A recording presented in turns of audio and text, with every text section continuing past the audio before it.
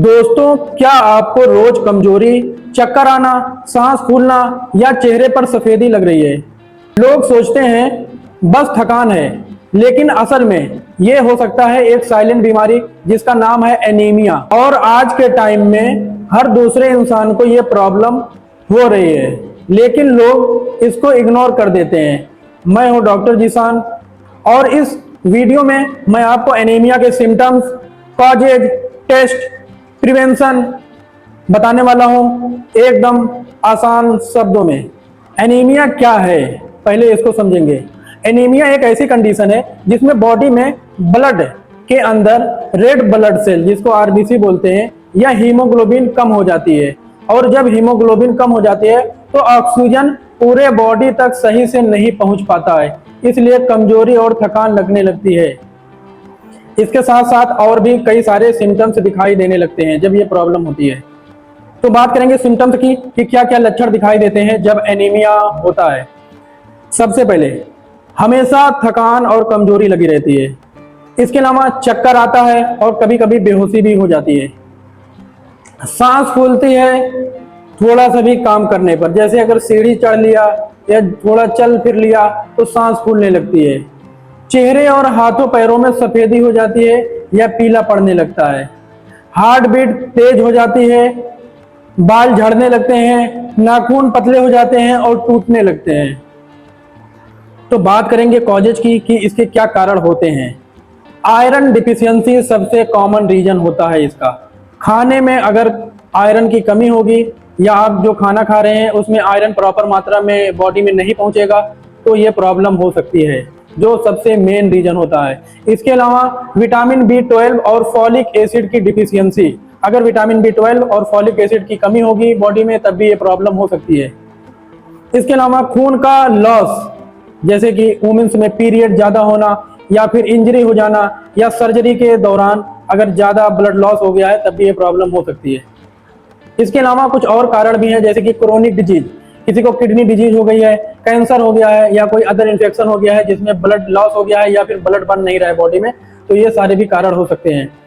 इसके अलावा कुछ जेनेटिक रीजन भी होते हैं, जैसे थैलेसीमिया, ये भी एक प्रॉब्लम होती है। इसके अलावा सिकल सेल एनीमिया, ये भी एक तरह का एनीमिया है।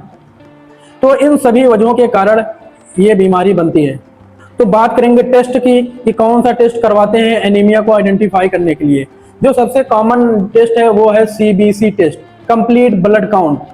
आरबीसी और हीमोग्लोबिन, इससे पता चल जाता है कि बॉडी में कितना है। अगर उसकी डिफिशियंसी होगी तो क्लियर हो जाएगा कि एनीमिया के लक्षण हैं। इसके अलावा पेरिफेरल स्मीयर टेस्ट, इसमें जो है हम आरबीसी के शेप को देखने के लिए करते हैं। अगर आरबीसी का शेप जो होता है, जो उसका साइज होता है, अगर वो सही नहीं है तो मतलब कोई ना कोई प्रॉब्लम है। नेक्स्ट टेस्ट जो है इसका आयरन प्रोफाइल, इसके अलावा विटामिन B12 और फॉलिक एसिड टेस्ट। तो अगर आयरन प्रोफाइल हम करवाएंगे तो उसमें अगर आयरन डिफिशियंसी होगा पता चल जाएगा। विटामिन B12 करवाएंगे, अगर विटामिन B12 के कारण एनीमिया हो रही है तो वो पता चल जाएगा। इसके अलावा फॉलिक एसिड लेवल चेक करेंगे, अगर फॉलिक एसिड की वजह से एनीमिया हो रहा है तो ये हमें पता चल जाएगा। अगर जरूरत हो तो बोन मैरो टेस्ट भी करवाया जाता है कि अगर बोन मैरो में कुछ प्रॉब्लम होगी, क्योंकि आरबीसी और ब्लड जो है ये बोन मैरो में ही बनता है। तो अगर बोन मैरो में प्रॉब्लम हो जाएगी तब भी एनीमिया हो सकता है। तो जरूरत पड़ने पर बोन मैरो टेस्ट भी करवाया जाता है, बहुत ज्यादा सीरियस कंडीशन जब हो जाती है। तो बात करेंगे ट्रीटमेंट की कि कौन सा इसमें ट्रीटमेंट दिया जाता है, कौन सी मेडिसिन से इसका इलाज होता है। ये वीडियो सिर्फ नॉलेज पर्पज के लिए है, कोई भी मेडिसिन बिना डॉक्टर की सलाह के ना लें। तो एनीमिया का ट्रीटमेंट शुरू करने से पहले हमें उसकी वजह जानना होगा कि आखिर किस वजह से एनीमिया हो रहा है। जैसे कि हमने आपको कई सारी वजह बताई हैं। ट्रीटमेंट हमेशा एनीमिया की वजह के ऊपर ही डिपेंड करता है। जैसे कि आयरन डिफिशियंसी एनीमिया अगर है तो इसमें हम आयरन सप्लीमेंट देंगे और आयरन फूड उनको बोलेंगे खाने के लिए, जिससे ज्यादा से ज्यादा उनके बॉडी में आयरन पहुंच सके। तो आयरन टैबलेट, जिसको फेरस सल्फेट बोलते हैं, 325 mg दिन में 1 से 2 बार कम से कम और 3 से 6 महीने तक दिया जाता है। इसके अलावा आयरन रिच फूड खाएं, जैसे कि पालक हो गया, बीट रूट हो गया, रेड मीट हो गया और ग्रीन लीफी वेजिटेबल्स। इसमें आपको आयरन भरपूर मात्रा में मिलते हैं।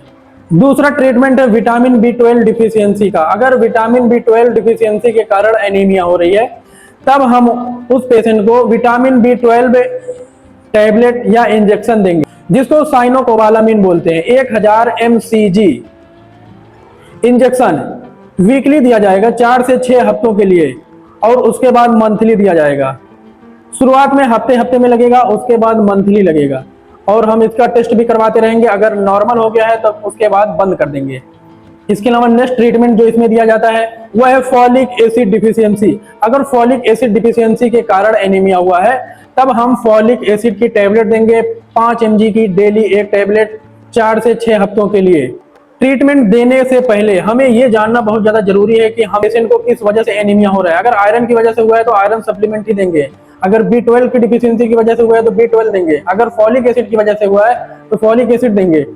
हम बिना वजह ऐसे ही मेडिसिन नहीं दे सकते। मान लीजिए कि अगर किसी पेशेंट को विटामिन B12 की कमी के कारण एनीमिया हुआ है और हम उसको फॉलिक एसिड दे रहे हैं, तो इससे क्या होगा, न्यूरोपैथी हो सकती है।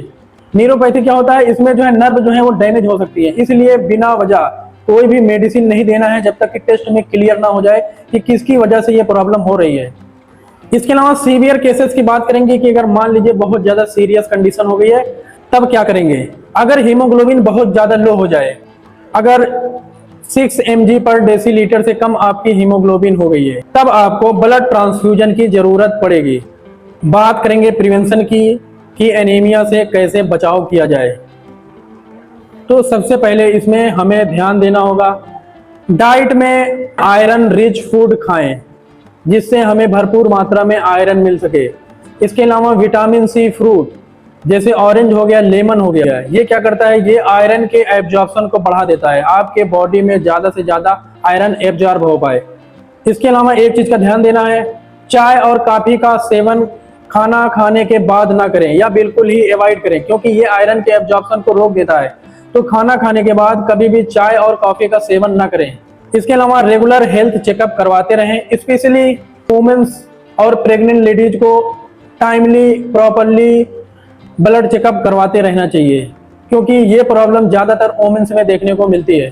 दोस्तों, एनीमिया एक छुपी हुई बीमारी है जो धीरे धीरे बॉडी को वीक कर देती है, लेकिन सही समय पर टेस्ट और ट्रीटमेंट लेकर इससे इजीली कंट्रोल किया जा सकता है।